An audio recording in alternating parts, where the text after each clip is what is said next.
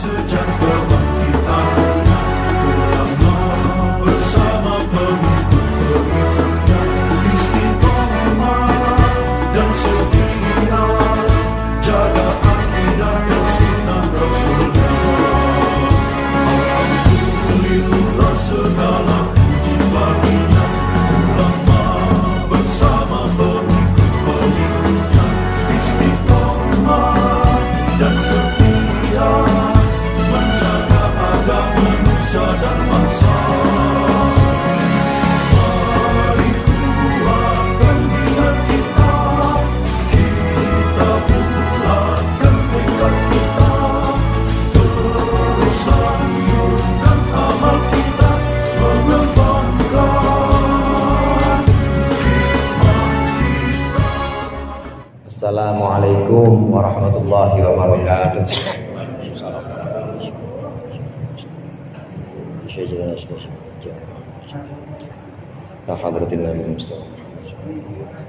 Al-Fatihah.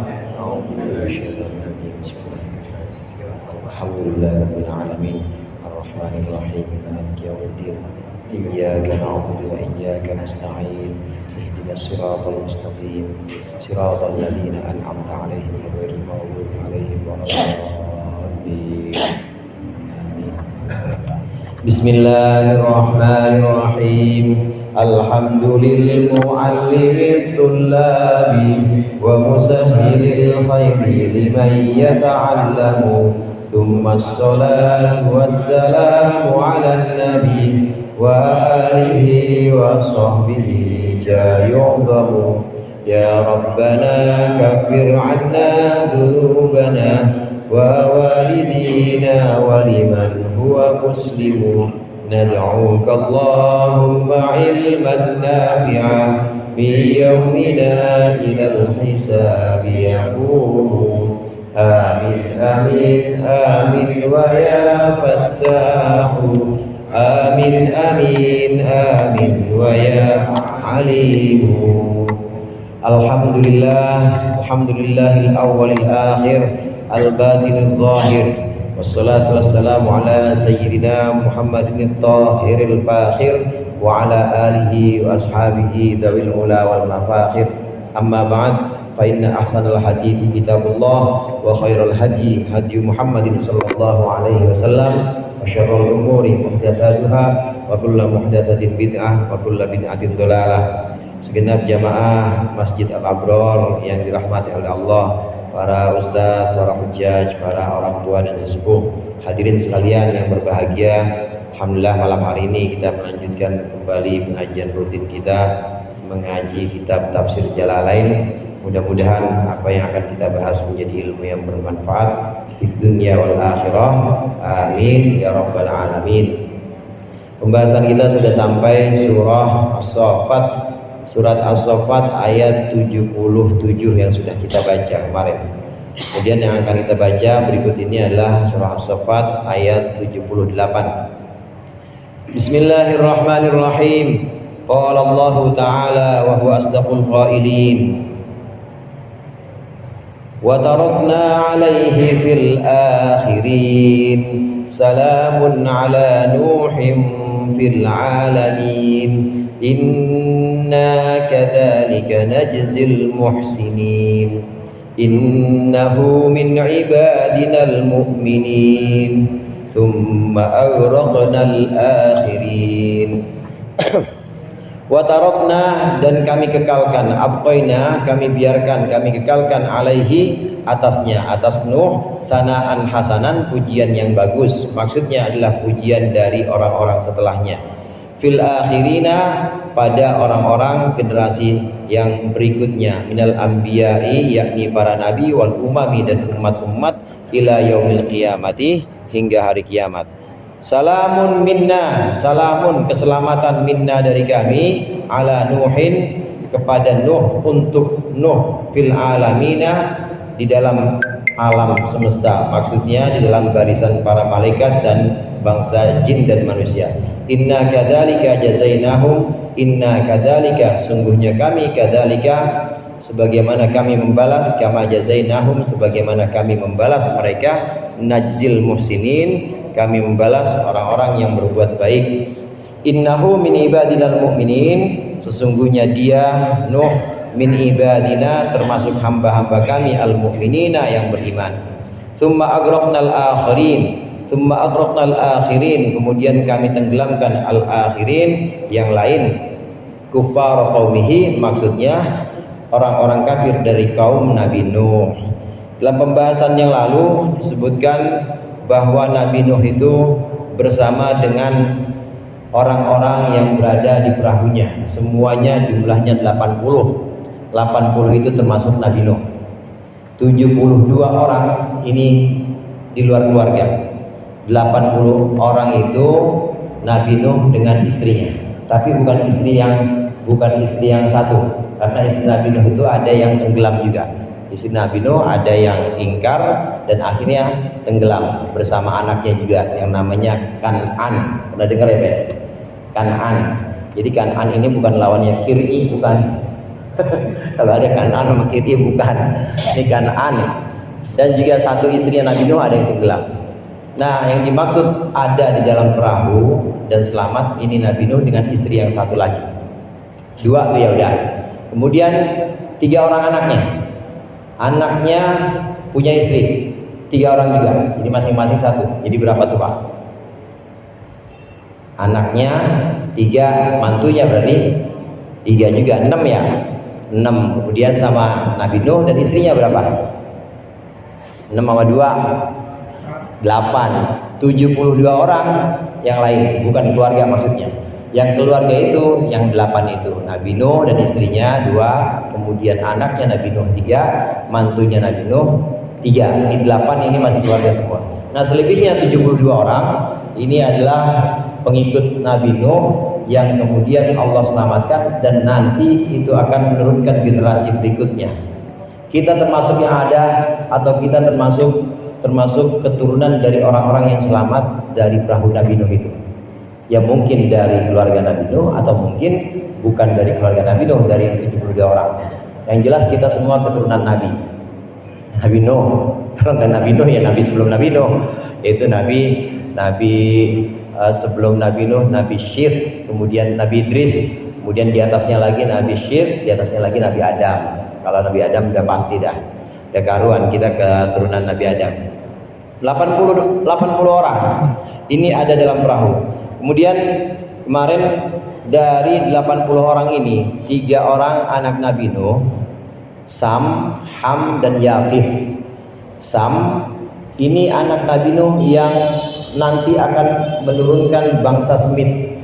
Bangsa Semit itu termasuk Eropa, kemudian Israel, Arab, dan juga sebagian orang-orang yang ada di Suriah atau Syam sebutan itu, jadi Palestina, kemudian Jordania, termasuk Yaman. Nah, ini keturunan Sam, anaknya Nabi Nuh, Sam bin Nuh, anaknya ada yang namanya Sam. Nah, ini yang menurunkan bangsa-bangsa Eropa termasuk Arab. Kemudian ada Ham. Ham ini anak Nabi Nuh yang menurunkan bangsa Habasyah.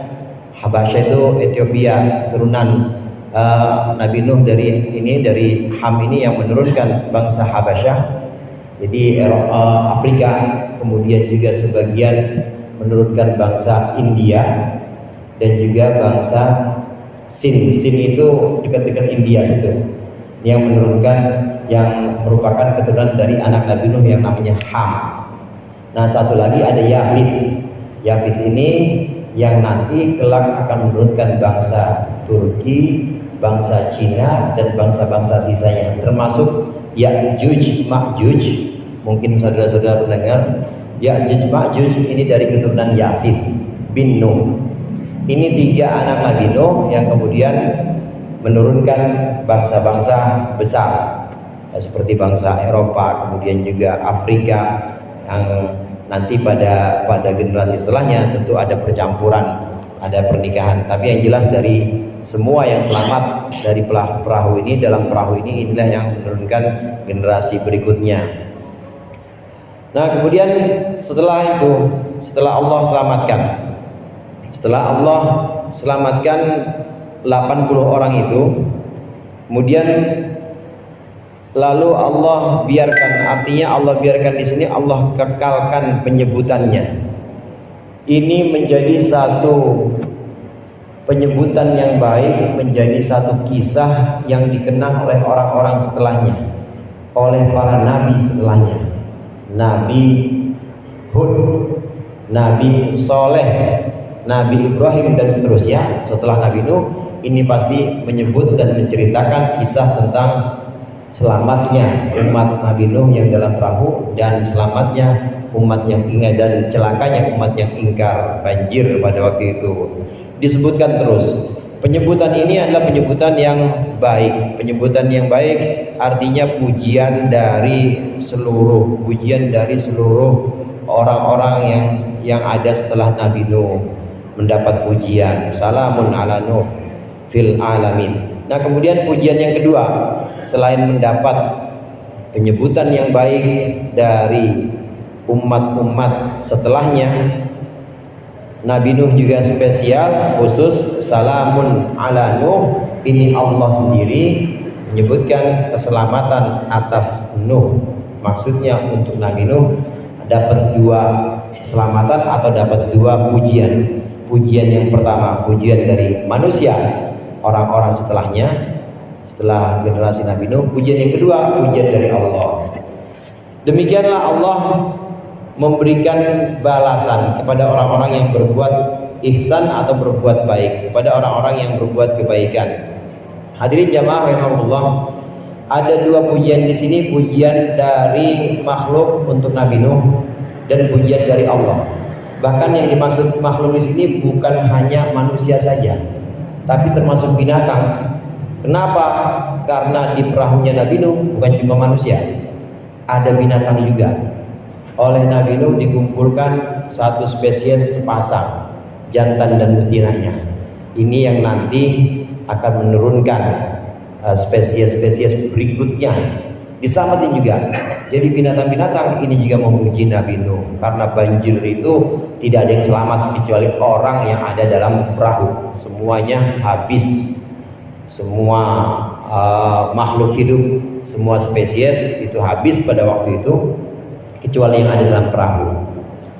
Itu mulai dari bulan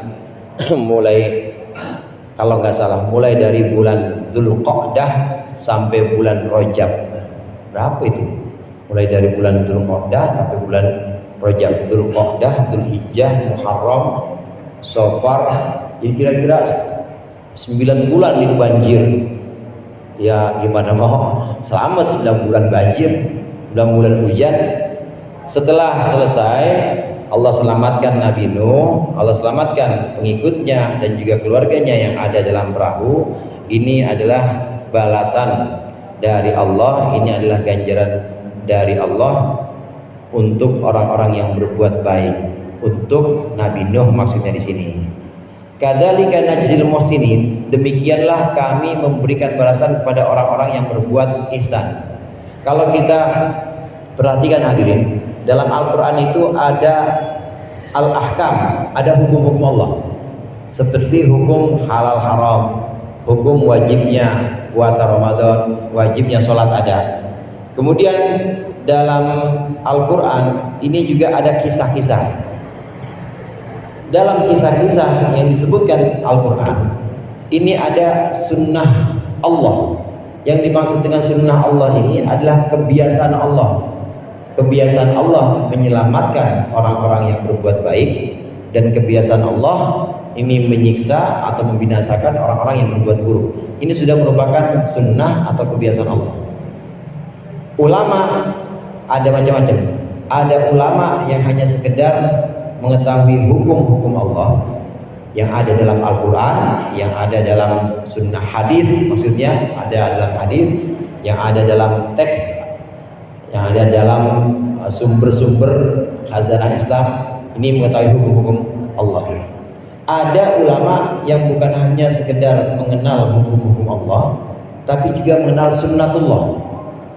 Artinya dari Al-Quran, kemudian juga dari ketajaman batinnya, dari kebersihan hatinya. Ulama jenis yang kedua ini bisa mengenal kebiasaan Allah, bagaimana Allah memperlakukan orang-orang yang beriman berbuat baik, dan bagaimana Allah memperlakukan orang-orang yang berbuat buruk atau ingkar. Ulama jenis kedua ini dengan kebersihan hatinya, dengan ketajaman batinnya, dan juga dengan dibimbing oleh Allah, ini terkadang dapat ilham dari Allah. Kalau satu kampung, misalnya salah satu kampung ini ada yang berbuat maksiat dan sudah diberikan peringatan, sudah diberi nasihat, sudah diberi teguran, di kampung itu yang ngaji juga udah nggak ada, yang sholat juga udah nggak ada, ini ulama yang jenis kedua ini pasti langsung pergi dari kampung. Pasti tahu, karena dia tahu kebiasaan Allah. Kebiasaan Allah dia bisa kenal. Nih kalau begini urusan ini nggak beres, mendingan saya pergi dan mendingan saya menyelamatkan diri, karena Allah ketika menyiksa satu kaum itu bisa kena semuanya, termasuk orang-orang yang nggak salah itu bisa kena juga. Tapi ulama yang jenis kedua yang mengenal tentang sunnah atau kebiasaan-kebiasaan Allah, ini kalau Allah bakal marah, ini kalau Allah bakal menurunkan karunia, pemberian-pemberian yang baik, ini kenal, maka ulama yang jenis kedua ini biasanya bisa diselamatkan dengan bimbingan Allah. Kadangkala ulama yang pertama ini disebut sebagai al-ulama. Ulama yang pertama ini disebut sebagai ulama. Ulama yang kedua yang mengetahui kebiasaan Allah, tahu kalau Allah bakalan marah, ini disebut sebagai al-hukama, yaitu orang-orang bijaksana, orang-orang yang bisa mengenal sifat-sifat Allah, mengenal juga kebiasaan-kebiasaan Allah. Kalau yang jenis pertama ini hanya kenal hukum-hukum Allah saja, tapi tidak bisa, kurang peka terhadap kebiasaan-kebiasaan, kurang peka terhadap bagaimana Allah marah, bagaimana Allah itu memberikan pemberian-pemberiannya, kurang peka karena memang bergelut dengan hukum saja. Nah, jenis yang kedua yang disebut dengan hukama ini bisa mengenal kebiasaan Allah. Nah, bagaimana kita? Dua-duanya harus kita pegang, dua-duanya harus kita jadikan sebagai pedoman, karena kalau hanya ikut yang hukama saja, kadangkala yang hukama juga tidak paham juga tentang hukum secara detail. Tapi yang ulama tahu. Nah, yang ulama inilah yang kemudian menegakkan hukum-hukum fikih, yang menegakkan pelajaran-pelajaran sehingga ada turof atau ada hazanah yang ditinggalkan berupa karya-karya tulis, kitab-kitab kuning, ini ulama ini. Dua-duanya kita pegang. Ada satu lagi yang Rasulullah sebutkan, ini yang disebut dengan kubaro. Kubaro ini orang-orang besar yang punya dua kemampuan sekaligus. Jadi kenal hukum-hukum Allah dan juga kenal sifat-sifat Allah, kenal kebiasaan-kebiasaan Allah. Yang kayak begini jarang. Ya, dia alim juga secara ilmu agama, dia juga arif atau mengenal Allah juga dengan hatinya. Nah, yang seperti ini jarang. Kalau kita ketemu dengan orang yang seperti ini, kubaro, ini biasanya belum ngomong aja, kita ngelihat orang ini udah memberikan satu isyarat atau memberikan satu ajakan buat taat sama Allah. Belum ngomong Pak, belum ngomong kiainya, baru kita lihat doang. Kalau kita lihat rasanya adem, rasanya kita pengen dekat sama Allah. Apalagi ngomong. Orang yang kalau kita lihat aja udah bikin manfaat, orang yang kalau kita pandang saja ini sudah bisa menimbulkan ketentraman, apalagi dia ngomong dan kasih nasihat. Pasti itu bisa memberikan solusi buat kita, memberikan jalan keluar dan ketentraman buat kita. Ada yang semacam ini, orang-orang pilihan, yaitu hukama, orang-orang yang mengenal sunnah Allah, mengenal tentang sifat-sifat Allah, mengenal Allah dengan sesungguhnya. Dan ada yang paling sempurna yaitu kubaro, dia kenal hukum Allah juga dan juga kenal sifat-sifat Allah juga. Nah, ini yang agak jarang, ini yang ketiga.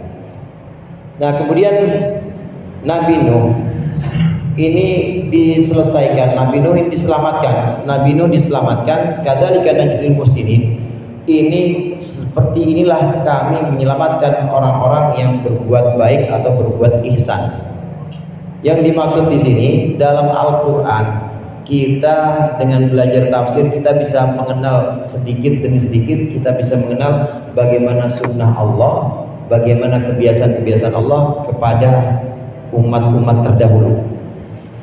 Jadi ulama tafsir, ulama-ulama yang sesungguhnya, ulama tafsir yang mengkaji tafsir bukan hanya kenal tentang hukum-hukum Allah, tapi juga kenal tentang sunnah, tentang kebiasaan-kebiasaan Allah kepada makhluknya, kepada manusia khususnya. Dengan belajar tafsir ini maka kita diharapkan bisa mengenal hukum-hukum Allah, kenal kebiasaan-kebiasaan Allah, kenal.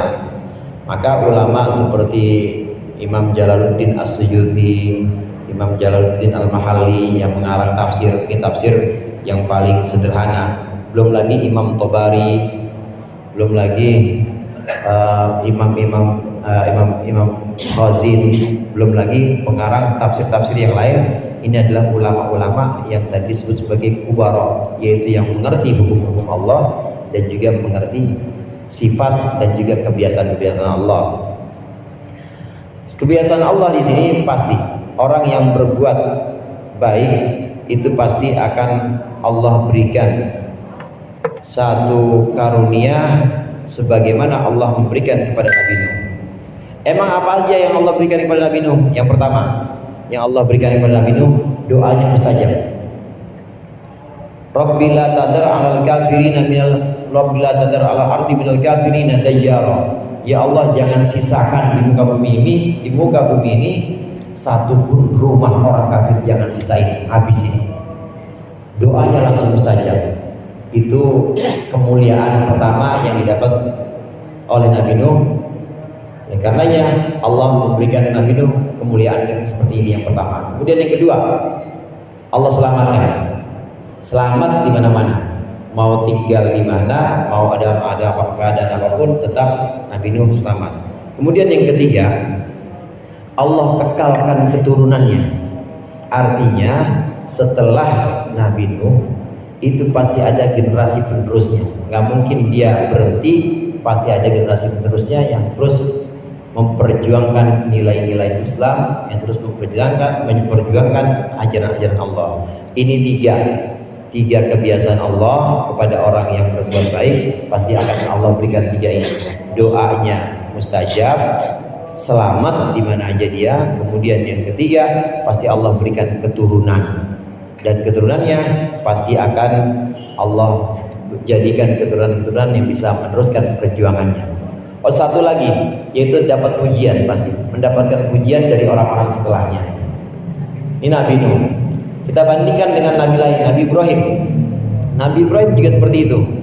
Allah berikan balasan, Allah berikan ganjaran sama seperti Nabi Nuh. Doanya mustajab, kemudian diberikan keselamatan, lalu Allah berikan juga keturunan. Walaupun di usia yang sudah lanjut, Nabi Ibrahim itu baru punya keturunan usia kira-kira 80 tahun, istrinya 70 tahun. Tapi tetap Allah berikan keturunan, dan Allah jadikan keturunan-keturunannya orang-orang yang soleh. Dan satu lagi, disebut penyebutannya dengan sebutan yang baik setelah wafatnya. Meskipun sudah wafat, tetap Allah sebutkan cerita-ceritanya, tetap disebutkan oleh orang-orang setelahnya dalam doa-doa dan dalam rangkaian zikir-zikir. Kita kalau tasyahud akhir itu kan selalu nyebut Nabi Ibrahim. Allahumma sholli ala sayyidina Muhammad wa ala ali sayyidina Muhammad kama shallaita ala sayyidina Ibrahim wa ala ali sayyidina Ibrahim. Memang Allah kekalkan penyebutannya setelah Nabi Ibrahim wafat, selalu disebut oleh orang-orang setelahnya dengan sebutan yang baik. Nabi Nuh juga begitu. Di Al-Quran disebutin terus. Kita yang baca Al-Quran malam ini nyebut terus Nabi Nuh juga, sebutkan dengan penyebutan yang baik. Rasulullah SAW bahkan pernah bersabda, man qala hina yumsi salamun ala nuhin fil alamin. Siapa yang baca ayat ini, salamun ala nuhin fil alamin, waktu sore hari, maka tidak akan diantuk, tidak akan digigit kalajengking. Zaman dulu kalau udah malam ya Pak ya, sekarang mah ada PLN, ada banyak terang kan sekarang. Nah zaman dulu kan kalau udah malam itu benar-benar khawatir, karena dari mana aja bisa binatang buas seperti kalajengking dan lain sebagainya. Maka Rasulullah pesan, siapa yang mengucapkan ketika sore hari salamun ala nuhim fil alamin, maka dia akan terjaga dari gigitan kalajengking. Demikian juga kalau kita ketemu sama binatang buas, sebutkan salamun ala nuhim fil alamin, insyaallah itu binatang gak jadi. Ya melengos gitu aja, gak enak nih orang dagingnya kayaknya, ya akhirnya pergi aja begitu. Jadi sebutin salamun ala nuhim fil alamin, itu doa dari Rasulullah. Nabi Ibrahim namanya disebut, Nabi Nuh namanya disebut, meskipun sudah wafat dengan sebutan yang baik. Ini adalah ganjaran dari Allah untuk orang-orang yang berbuat baik, orang-orang yang berbuat ihsan istilahnya. Ini yang tadi saya maksud sebagai kebiasaan Allah. Kebiasaan Allah, sunnah Allah kepada orang-orang sebelum kita. Ini perlu kita pelajari, perlu kita ketahui. Nah, kita taunya dari ngaji di sini, kita taunya dari Al-Qur'an. Tsumma aghraqnal akhirin. Nah, sedangkan yang lain selain yang ada di perahu Nabi Nuh, selain 80 orang itu, yang lain Allah tenggelamkan, tidak ada sisanya. Hanya 80 orang itulah yang selamat, dan 80 orang itu yang nanti kelak melahirkan generasi-generasi setelahnya. Wa inna min syi'atihi la Ibrahim idh jaa'a rabbahu biqalbin salim. Wa inna min syi'atihi la Ibrahim, wa inna min syi'atihi, dan sesungguhnya termasuk pengikutnya Nuh, ay mimman tabi'ahu fi asliddin, maksudnya termasuk orang yang mengikuti Nuh fi asliddin, dalam pokok agama. La Ibrahim, sungguh Ibrahim itu termasuk Syiah. Syiah yang dimaksud di sini adalah pengikut. Maka kalau ada kelompok Syiah, itu artinya Syiatu Aliyin, artinya pengikutnya Sayyidina Ali. Orang Syiah itu pengagum dan pecinta Sayyidina Ali, maka disebut dengan Syiatu Aliyin. Jadi Syiah arti aslinya pengikut. Syiah itu arti aslinya adalah orang yang mengikuti tokoh, namanya Syiah. Nah, sekarang kemudian ada pergeseran makna, orang lebih kenal bahwa Syiah itu adalah untuk kelompok yang mengikuti Sayyidina Ali dan mencintai Sayyidina Ali. Tapi kalau di Al-Quran disebutkan Syiah, bukan Syiah yang itu, tapi Syiah pada makna aslinya, makna yang lebih dulunya. Makna yang asli atau lebih dulu yang dimaksud dengan Syiah di sini adalah pengikut. Sesungguhnya termasuk pengikut Nuh adalah Ibrahim, kata Allah. Wa in talaz zamanu bainahuma, meskipun panjang lama az-zamanu, masa bainahuma, antara Nuh dan Ibrahim. Berapa lamanya itu? Wa huwa alfani wa sittumi'atin wa arba'una sanatan, 2640 tahun. 2640 tahun, Pak. Sekarang aja baru 2024. Maksudnya dari Nabi Isa lahir nih, miladiah, sampai sekarang aja baru 2024. Ini jarak antara Nabi Nuh dengan Nabi Ibrahim 2640 tahun. Wa kana bainahuma Hudun wa Shalihun, dan ada di antara Nuh dan Ibrahim Hudun, Nabi Hud, wa Shalihun, dan Nabi Saleh. Irja'a, ketika datang, Irja'a, ketika Ibrahim datang, aita ba'ahu waqta majihi, maksudnya ketika Ibrahim datang mengikutinya, waqta majihi, ketika waktu kedatangannya, mendatangi Rabbahu Tuhannya, biqalbin salimin, dengan hati yang selamat, minasyakki, dari keraguan-raguan, wa ghairihi, dan lainnya, keraguan dan lain-lainnya. Antara Nabi Nuh dengan Nabi Ibrahim disebutkan di sini oleh Imam Jalalain, jarak antara keduanya dari Nabi Nuh dulu habis Nabi Nuh baru Nabi Ibrahim. Dari Nabi Nuh ke Nabi Ibrahim ini jaraknya 2640 tahun. Walaupun demikian jauh, tetap Allah sebutkan Nuh itu, Ibrahim itu termasuk pengikutnya Nuh. Ini satu kaul hadirin. Walaupun ada yang mengatakan kaul lain, ada satu kaul lain yang mengatakan bahwa jaraknya tidak sampai 2000 tahun. Lebih sebentar antara Nabi Nuh kemudian Nabi Ibrahim itu tidak sampai 2000 tahun, tapi lebih sedikit. Berapa lebih sedikitnya? 1000 1000 Pak. Jaraknya itu 1142 tahun. 1142 tahun antara Nabi Nuh, ini kaul yang kedua, pendapat kedua. 1142 tahun antara Nabi Nuh dengan Nabi Ibrahim. Ini kaul yang kedua. Kaul yang pertama 2640 tahun.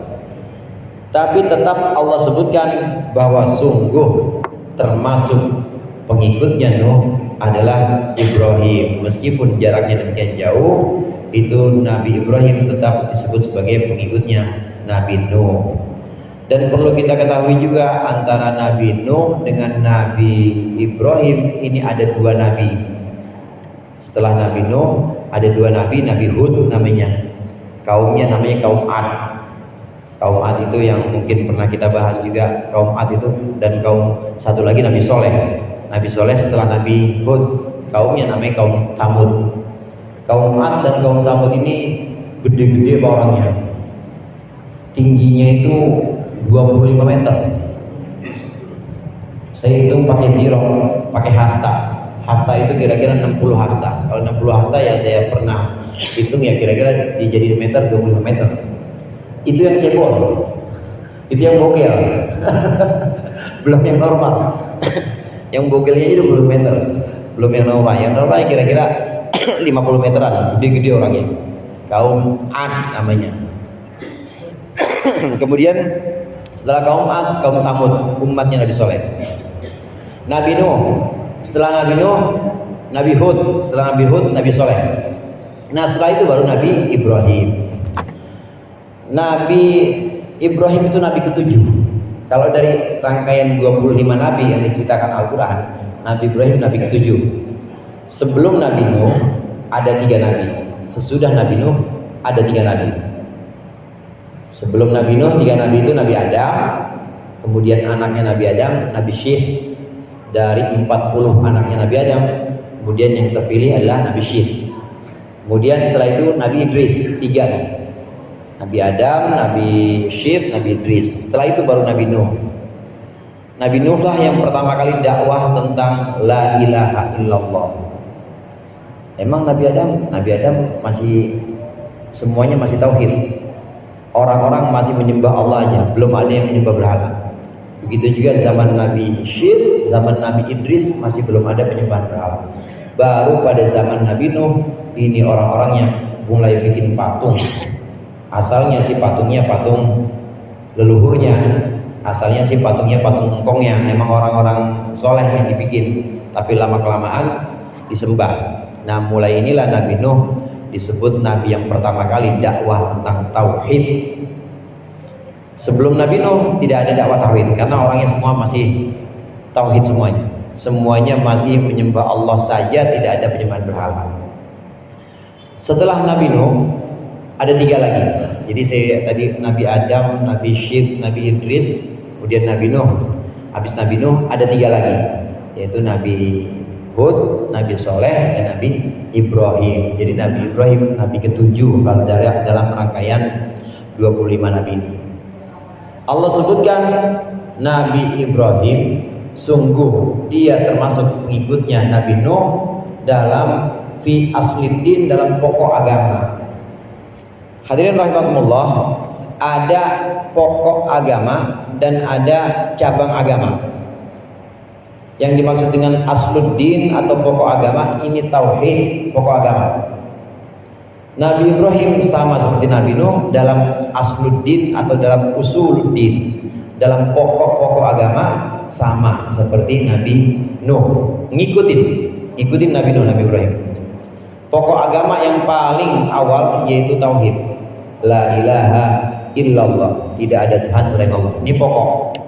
Kemudian pokok agama yang berikutnya yaitu kebangkitan. Pasti ajarannya sama. Pasti mengajarkan tentang hari kebangkitan, bahwa di dunia ini adalah hidup sementara, nanti akan dibangkitkan dan pasti akan dimintai pertanggungjawaban. Itu pokok agama juga. Kemudian pokok agama berikutnya tentu risalah atau nubuwah, kenabian. Yang namanya ajaran Allah pasti itu dibawa oleh para nabi. Bukan mikir-mikir, ngarang-ngarang, bengong, tahu-tahu dapat wangsit, bukan. Pasti diajarkan oleh para nabi. Maka pokok-pokok agama ini sama. Dalam pokok-pokok agama semua nabi sama. Demikian juga Nabi Nuh alaihissalam, Nabi Ibrahim alaihissalam, dalam pokok-pokok agama tauhid, la ilaha illallah, ajaran tentang hari kebangkitan, demikian juga ajaran tentang adanya nabi, mendapat wahyu, ini sama seperti Nabi Nuh. Ini namanya usuluddin atau pokok agama. Pasti sama semua nabi. Tapi kalau furu'uddin, kalau cabang agama beda. Oleh karenanya di sini Imam Jalalain menyebutkan Nabi Ibrahim itu sama dalam hal pokok agama, hanya dalam pokok agamanya. Tapi cabang-cabang agama beda. Yang dimaksud dengan cabang di sini syariatnya. Pasti syariatnya beda. Syariat Nabi Nuh dengan syariat Nabi Ibrahim beda. Sholatnya misalnya beda. Hukum-hukum seperti waktu-waktu sholat, kemudian juga bagaimana pernikahan satu dengan yang lainnya, ini pasti berbeda. Yang namanya cabang agama beda. Syariat, kita kenal dengan syariat, itulah yang disebut dengan cabang agama. Seluruh nabi pokok-pokok agamanya sama, tapi kalau cabangnya, syariatnya itu pasti beda. Syariat Nabi Adam, Pak. Kalau syariat kita nikah, syariat Nabi Muhammad, nikah sama saudara boleh apa enggak? Nikah sama adik sama kakak boleh nggak nikah? Nggak boleh. Nabi Adam syariatnya boleh. Orang nggak ada orang lagi, mau besaran sama siapa? Nggak ada mau ngambil besan siapa, orang bapaknya cuma satu. Jadi nikah sama saudara boleh nggak? Boleh. Syariatnya Nabi Adam. Syariatnya Nabi Adam beda sama syariat Nabi Nuh, Nabi Ibrahim udah beda. Tapi pokok-pokoknya tetap sama. Tauhid, hari kebangkitan. Syariatnya itu perkawinan. Contoh Nabi Adam syariatnya beda dengan Nabi setelahnya. Karena waktu itu memang tidak mungkin nikah dengan orang lain ya, karena memang bapaknya masih satu semua. Itu syariat pasti beda.